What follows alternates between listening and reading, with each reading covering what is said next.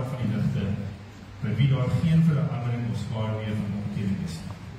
Kom in sy wil het hy ons voorgebring deur die woord van die waarheid, sodat ons as eerstelinge van sy skepsele kan wees. So kom ons sing lekker saam vanmôre, ons sing oor die oorwinning, en ons sing oor God in ons lewe, so geniet dit saam met ons in Loofprys. Ek sien my gees die glorie in die oog van God lewe.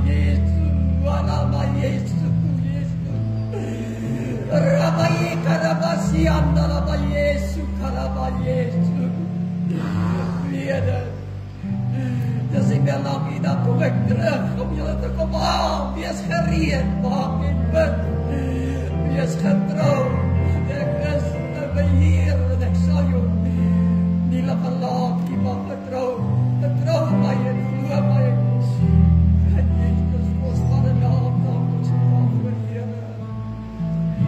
Halleluja, halleluja.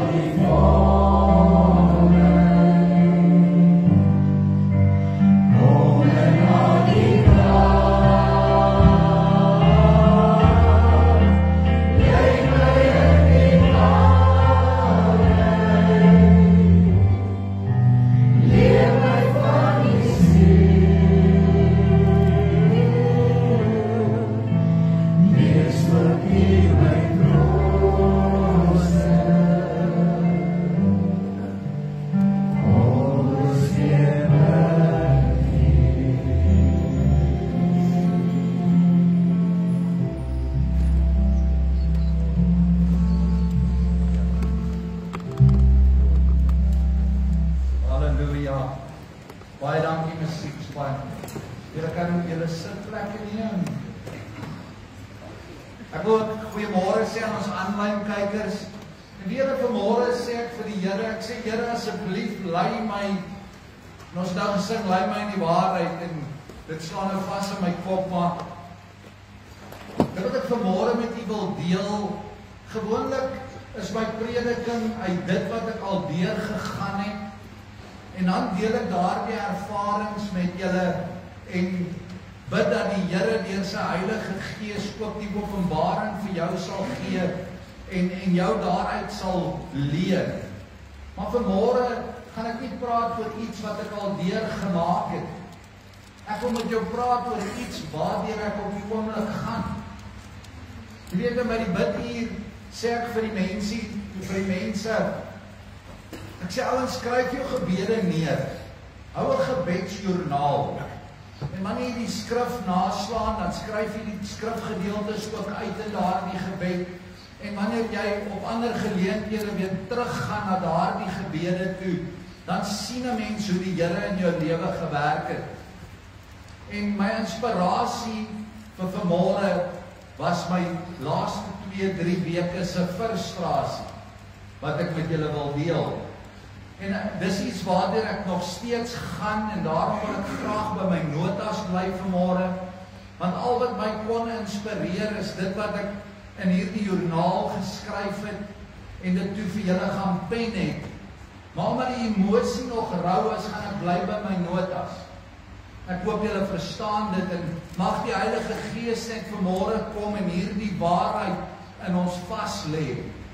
Dat dit ons fondasie sal wees in welke omstandigheid ons onsself mag vind.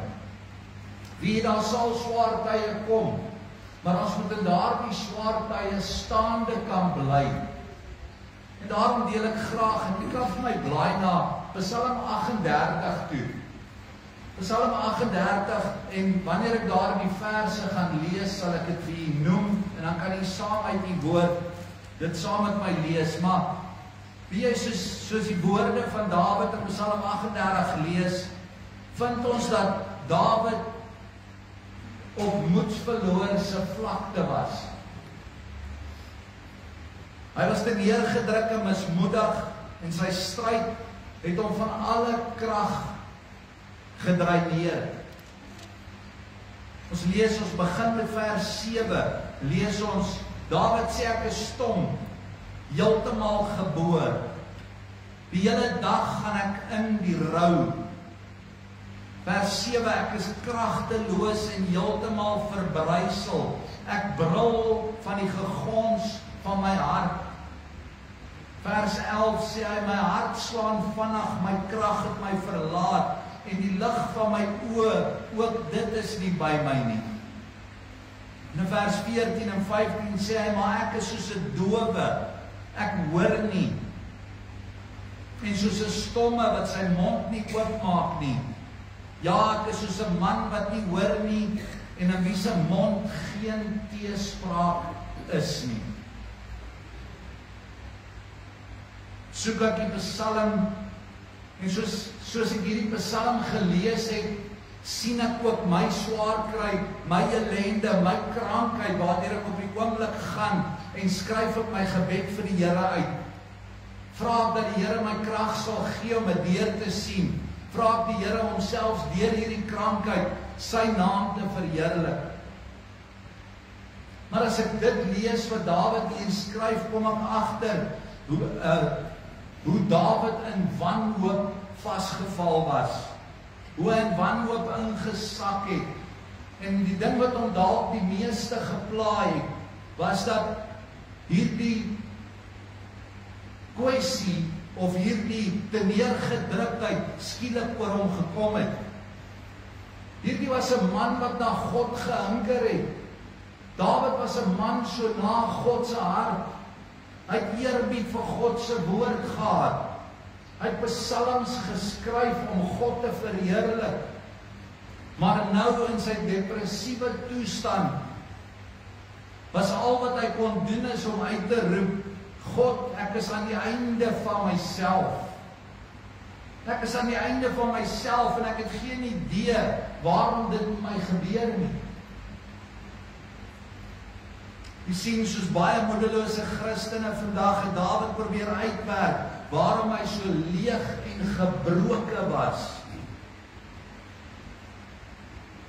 Hy deel waarskynlik elke mislukking, elke sonde, elke dwaase daad wat hy ooit in sy lewe gedoen het hy herleef.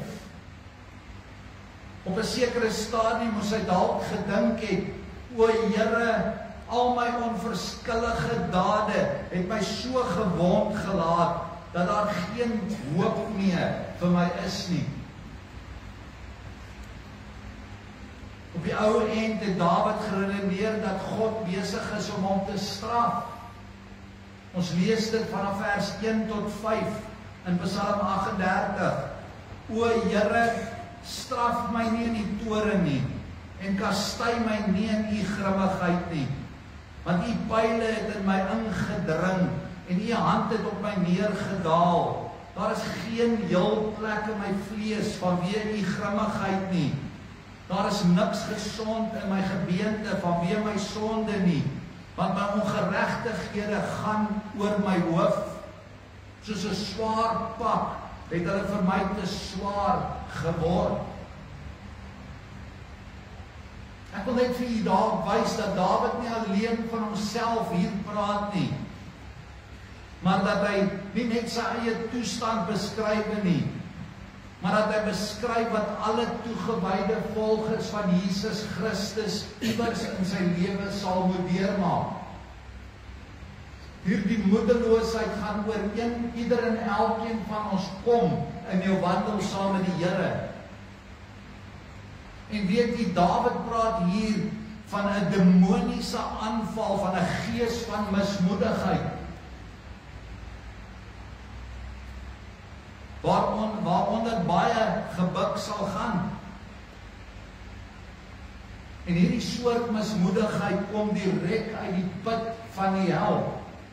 Dit was my stryd die afgelope paar weke, is om staande te bly teen die liste van die vyand, wat vir jou vertel jy is nie goed genoeg nie. Die liste van die vyand wat kom en sê, sien jy het nie meer krag nie. Hierdie soort mismoedigheid kom reguit uit die hel uit. En dan kom 'n tyd dat elke gelowige deur 'n skielike en 'n onverwagse ervaring hierdeur oorval sal word. En ek wil vanmôre vir u sê, jy het dit nie oor jouself gebring nie. En dis ook nie God wat dit gestuur het nie. Eenvoudig gestel, die gees van mismoedigheid is Satan se kragtige wapen teen God se kinders. Hy wil hê jy moet voel dat jy nie waardig is nie. Meeste van die tyd gebruik hy dit om ons te oortuig dat ons God se toorn oor onsself laat kom het, deurdat ons nie aan sy heilige standaarde voldoen het nie. Die woord van God leer my dat my beste werke soos vuil lappe voor sy aangesig is. God is heilig. Maar Paulus kom en leer vir ons en sê vir ons wat ons in sulke omstandighede moet doen. Hy sê in 2 Korintiërs 2 vers 11, want ons is met sy planne nie onbekend nie. Jou vyand is uit om te moord en te roof en te verwoes. Maar ons kan staande bly in hierdie wete, dat ons weet waarmee hy besig is. Paulus sê, jy moet die moedeloosheid sien vir wat dit regtig is. Dis 'n demoniese wapen, 'n pyl wat Satan afskiet om u te kry om te twyfel. Hy weet, hy kan jou nie versoek om jou rug op Jesus Christus te draai nie, maar hy wil jou oorweldig en hy wil jou hierdie boosaardige leuen vertel dat jy nie werd is nie. Om jou te laat dink dat jy nooit goed genoeg sal wees om Christus te dien nie. Hy wil jou so te neergedruk maak dat jy die handdoek wil ingooi. Ek vra jouself vanmôre of Dawid se kreet ook jou eie kreet is vanmôre.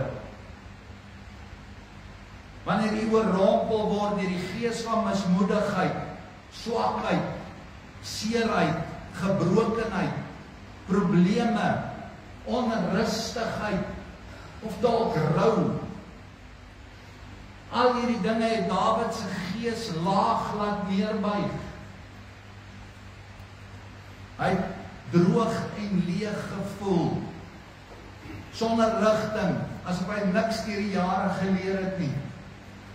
En hy roep uit in vers 11 en hy sê, die lig van my oë, ook dit is nie by my nie.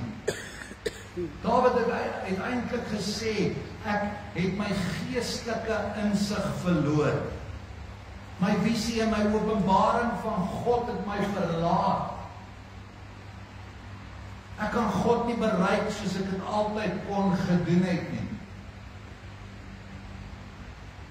Dis die werk van Satan wat jou aanval en jou mismoedig wil maak. Daardie swaar demoniese gees het Dawid so te neergedruk dat hy stom was in God se teenwoordigheid. Hy het gesê in vers 14 en 15, maar ek is soos 'n dowe, ek hoor nie, en soos 'n stomme wat sy mond nie oopmaak nie. Ja, ek is soos 'n man wat nie hoor nie, en in wie se mond geen teespraak is nie. Geliefdes, Ek wil vanmôre vir jou sê, die Here sal altyd sag wees in ons hopelose toestand. Die Here sal nooit kom en jou oordeel of veroordeel in daardie oomblik van swakheid nie. Maar weet jy, ons mag nooit toelaat dat ongeloof in ons harte inkruip nie.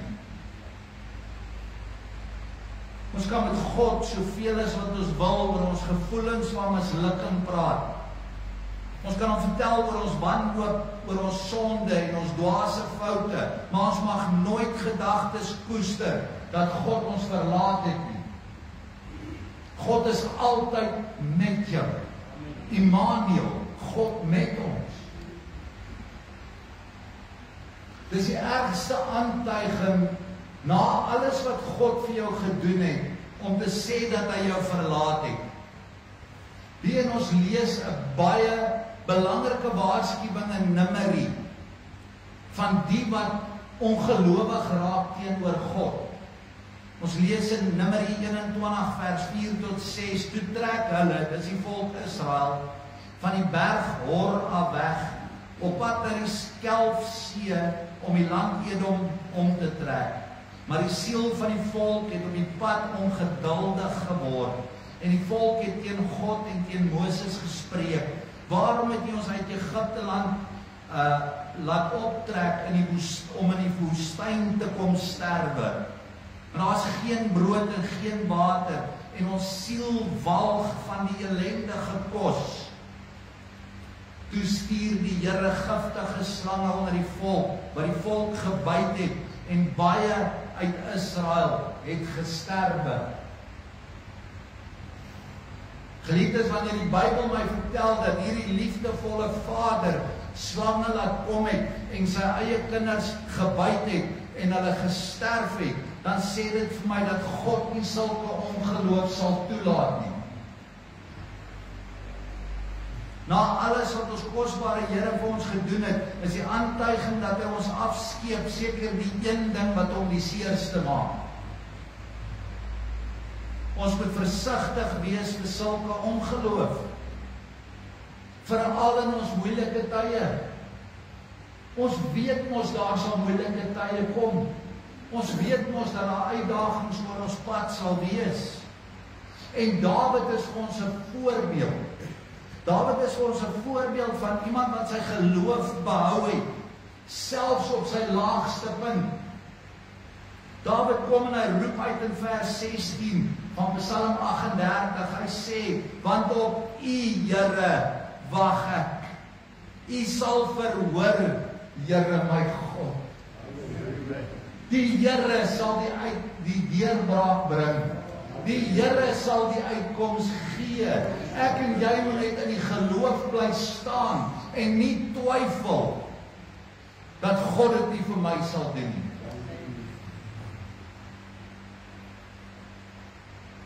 In sy tyd van mismoedigheid kon Dawid nie uitwerk waarom hy so teneergedruk was nie. En hy vra in Psalm 42 vers 6, sê hy, wat buig jou neer, o my siel, en is onrustig in my? Hy bevraagteken sy eie siel, in steede daarvan om God te bevraagteken. Hy sê, waarom buig jy jou neer, o my siel, en is onrustig in my? Hoop op God, want ek sal hom nog loof. Jy sien, sy vraag was nie twyfelagtig oor die Here nie. Hy het geweet, God is gister, vandag en môre dieselfde. Dawid begin Psalm 42, waar hy sy diepe hinkering na God uitroep. Ek lees vir vers 2 en 3. Soos 'n hert wat smag na waterstrome, so smag my siel na U, o God. My siel dors na U, na die lewende God. Wanneer sal ek ingaan en voor die aangesig van God verskyn? Nie sal ek nie, wanneer sal ek? In die middel van sy teleurstelling het Dawid uitgeroep vir openbaring van die Here. Hy het gesê, God, daar's ook nooit 'n tyd waar ek U nie meer lief gehad het as nou nie. Ek dors na U soos 'n hert na water. Waarom is ek dan so mismoedig? Waarom ly ek onder sulke verskriklike teleurstellings? Maar nie een keer bevraagteken hy God nie. Verseker het Dawid by tye van wanhoop en depressie beleef, dat dit as gevolg van sy sonde was. En ons sien dat die Here se kastyding, Dawid het die Here se kastyding verduur, toe sy hoogmoed toegelaat het om sy manskap te tel, wat teen die wet van God was. Nou die pyn van God se stok gevoel, toe hy oorspel met Betseba gepleeg het, en gereël het dat haar man op die oorlogsveld doodgemaak moet word. Sy hart het gebreek met neerslagtigheid oor die oordeel wat hy op sy eie familie gebring het, as gevolg van sy sondes. Maar weet jy, so is dit ook met baie gelowiges in vandag se lewe. Hulle is te neergedruk as gevolg van hulle sonde. Sommige is depressief omdat die Heilige Gees hulle wou groot maak in die gees, maar hulle het eerder die vlees gekies. Hulle het die weg van die vlees gekies en dit lei altyd na pyn en teleurstelling. Maar ek praat vanmôre met verloste kinders van die Here. En wil ek vir jou vanmôre sê dat diegene wie God met hulle hele hart soek, sal altyd 'n uitkoms voorgegee word. Amen. Hierdie getroue gelowiges word aangegryp deur 'n ander soort moedeloosheid wat skielik oor jou kom, wat skielik op jou afkom vanuit nêrens, vir geen verklaarbare rede nie. Natuurlik is dit belangrik om ondersoek te gaan doen. Natuurlik is dit belangrik om by die Here in gebed te gaan vra, Here, wys vir my as daar enige ongeregtighede in my lewe is, sodat ek my rug daarop kan draai, my kan bekeer, en God is getrou en sal vergewe. Maar hierdie mismoedigheid is van die duiwel, en is die mees verwoestende wapen wat die duiwel gebruik teen God se kinders. Ek kon nog nooit die leerstelling verstaan of aanvaar wat sê, hoe kan God se gees my verlaat as ek hom die nodigste het nie? As hy my verlaat, wanneer ek faal en in diep mismoedigheid inval, hoe kan hy dan my trooster wees? Dit sal geen troos wees, inteendeel, dit sou my in Satan se arms indruk. Op dieselfde manier as die Heilige Gees my siel se heiligmaker is, hoe kan hy die werk doen as hy in en uit my lewe vlug, elke keer as ek misluk? Hoe kan ek ooit my sonde sien sonder die Heilige Gees wat in my woon nie? Hoe kan ek weet hoe ek moet verander as hy nie daar was om my te rig en my te lei nie? Die Gees van God is altyd by sy kinders teenwoordig. Jesus beloof ons in Johannes 14, en ek sal die Vader bid, en hy sal vir julle 'n ander trooster gee om by julle te bly tot in ewigheid. Ek sal julle nie as wese agterlaat nie, ek kom weer na julle toe. Prys die naam van die Here. God is met ons. Maak nie saak waardeur ons gaan nie. Wanneer die duiwel se swaar gees van mismoedigheid oor ons lewe sak, mag jy dalk radeloos voel. En natuurlik is dit nodig om daaroor te bid. Maar wie jy selfs wanneer ek nie woorde kan uitkry, wanneer ek met die Here praat nie, kan ek in my gees na hom toe uitroep. Kan ek my gees uitroep, Here, help my. Hierdie aanval is vir my te veel. Kan ek vra dat die Here vir my tussen beide sal tree? Ek kan niks doen, Here, as om maar net in geloof te bly sit en wag nie. Sien die Here se ding wat die Heilige Gees sal doen, is om Satan se leuns aan jou te openbaar. Die Here sal jou herinner dat jy sy koningskind is. Die Here sal jou herinner dat hy jou liefhet met 'n ewige liefde. Johannes 14:26 sê, maar die Trooster, die Heilige Gees, wat die Vader in my naam sal stuur, hy sal julle alles leer en sal julle herinner aan alles wat ek vir julle gesê het. Al die beloftes van God wat ja en amen is in Christus Jesus. Die eerste ding wat die Heilige Gees doen is hy herinner jou aan die kosbare beloftes van God. Dis die werk van die Heilige Gees. Hy kanselleer die leuen van die Satan. Wees verseker, almal wat op die Here wag, sal sy heerlike beloftes ontvang. Ek lees vir julle 2 teksverse uit 1 Korintiërs 2 vers 9 en 10. Vers 9 sê, maar soos geskrywe is, wat die oog nie gesien en die oor nie gehoor en in die hart van die mens nie opgekom het nie, wat God berei het vir die wat hom liefhet. Satan kan die aanval en die oorval met leuns en woorde van mismoedigheid, maar as jy eenvoudig net op die Here wag, sal sy Gees na jy toe kom in die middel van daardie aanval en die leuen van Satan uitdryf. Nou jy sal nou vir my vra, maar hoe sal die Here dit doen? Hy sal aan jou openbaring gee van al die goeie dinge wat God vir jou bestem het.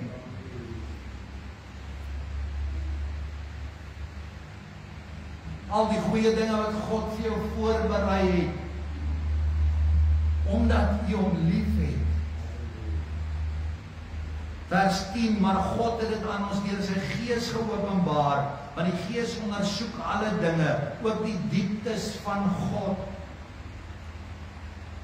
Die Here begeer om aan ons die goeie woord te bewys,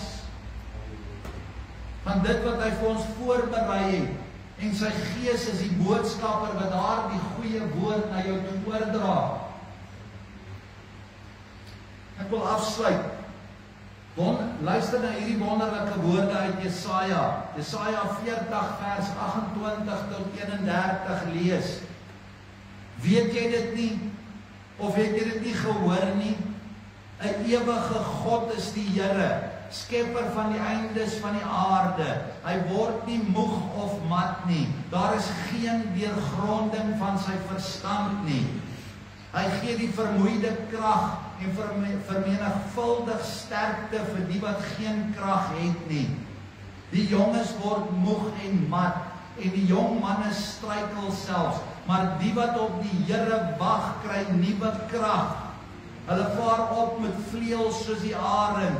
Hulle hardloop en word nie moeg nie. Hulle wandel en word nie mat nie. En kom die Here deur sy Heilige Gees vir daardie woord lewend in jou binneste maak en tel hy jou op in jou mismoedigheid. Tel hy jou op in daardie swaar kry wat jy deurgaan. Dis die werk van die Heilige Gees om jou te bemoedig.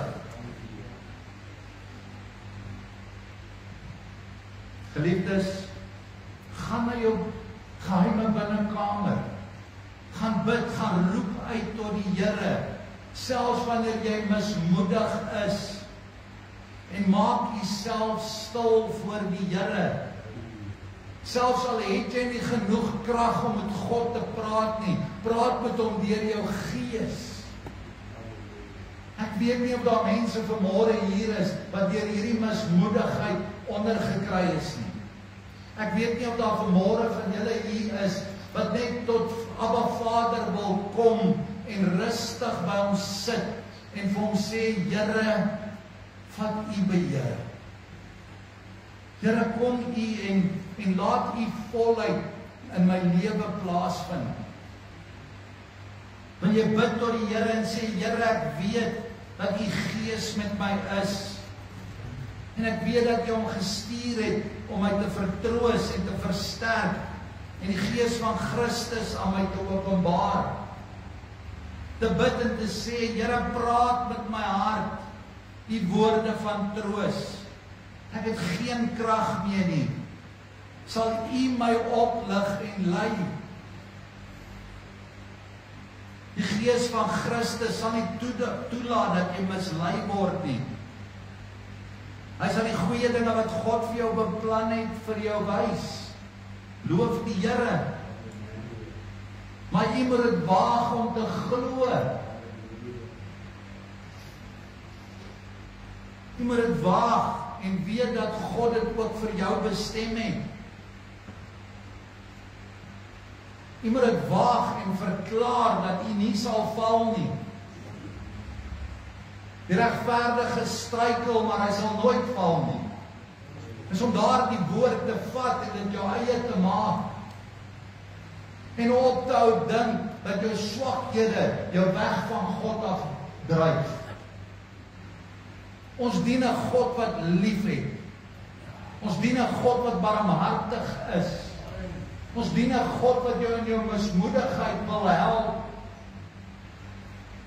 Dat jou oë net weer op Jesus Christus, ons leidsman en verlosser, wil vestig.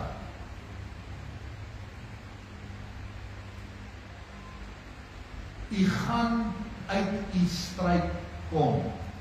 Glo vir my vanmôre. Daar wag grote oorwinning vir die wat in Christus Jesus is. Jy sien, en wanneer jy daar deurkom, sal jou geloof gelouter wees soos goud, en sal jy kan vasstaan teen die volgende lus van die vyand. En jy sal sien hoe dat die Here elke belofte vervul wat hy aan u gemaak het. Die Here is nie 'n aannemer van persoon nie. En daarom kom hy in sy volheid en sê hy sag en eer, sê sy Gees vir jou gees, jy's my kind. Ek moet daaruit leef, ek moet daaruit my eie heil uitwerk, met vrees en bewering voor die aangesig van God. Ek moet nie mismoedig word nie, want dit is nie van die Here nie. Ek moet my vertroue in hom plaas en weet, Here, U sal vir my die krag gee. U sal my hierdeur ook help. U sal my hierdeur ook dra. U sal hierdie getuienis maak tot eer van U naam. En kan ek aangaan en vir U sê wat in my gebedsjoernaal staan en die verklaringe wat ek maak in Christus Jesus naam. Die vertroue wat ek in hom plaas vir die deurbraak. Maar dit is nie altyd maklik terwyl jy deur dit gaan nie. Mens wonder, mens twyfel, jy doen self ondersoek. Maar wanneer die Gees kom en jou net sag aanraak en jou die kalmte gee dat alles oukei is. Daar's niks beter as dit nie. Daarom kon Dawid al hierdie dinge uitroep, maar aan die einde van die dag sê hy dat God sy helper is. Die musikante na vore roep, geliefdes, maak jouself vas op daardie Jesaja belofte en ek wil dit graag vir julle lees ter afsluiting. Weet jy dit nie? Of het jy dit nie gehoor nie? 'n ewige God is die Here. Hy's ewig. 'n ewige God is die Here, skepper van die eindes van die aarde. Hy word nie moeg of mat nie. Daar is geen deurgronding van sy verstand nie. Halleluja. Dit is die Here wat ek dien. En ek gaan verder en hy sê dat geen die jonges word moeg en mat, die jong manne struikel self, maar die wat op die Here wag, kry nuwe krag. Hulle vaar op met vleuels soos arende. Hulle hardloop en word nie moeg nie. Hulle wandel en word nie mat nie. Dis wie jy is in Christus Jesus. Gooi die mismoedigheid weg. Dis nie van die Here nie. En staan op in Christus Jesus naam. Prys die naam van die Here. Halleluja. Baie dankie musikante.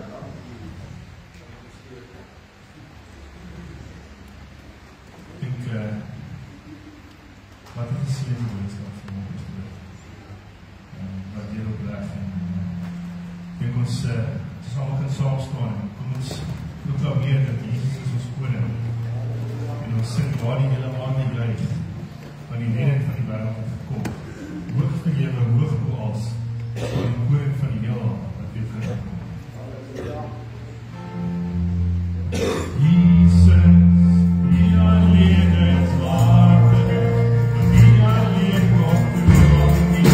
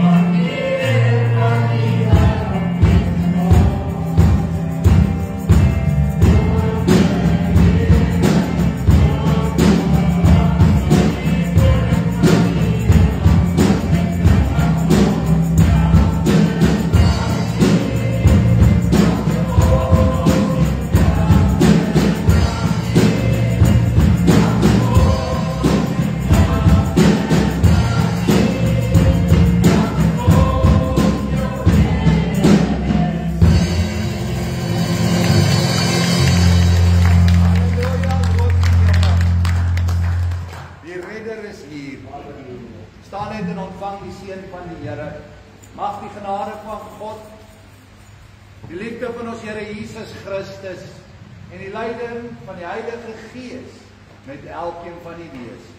Amen. Amen. Baie dankie, ons is vandag.